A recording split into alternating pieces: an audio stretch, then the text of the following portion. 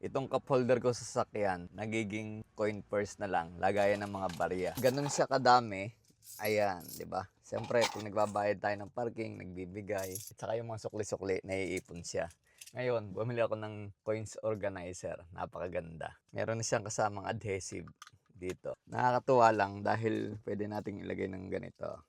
Ito. Pag malaki yung 20 dito, sakto. 20, 10, 20. Pero mo nakatatlong 20 na pero ang lalim pa oh. May spring sa loob. 5 piso. Oh, di ba? Ngayon pag kukuha ka ng barya, i-slide mo lang siyang ganyan. Oh. Oh, di ba? Nakakatuwa. So ayan, may adhesive sa likod, pwede mo nang ilagay dito o kung saan man sa bahay, di ba? Ihanap mo na lang ng magandang lugar. Ayos siya, di ba? So sa mga gustong umorder, para hindi pa kalat-kalat yung barya nyo, nasa yellow basket lang.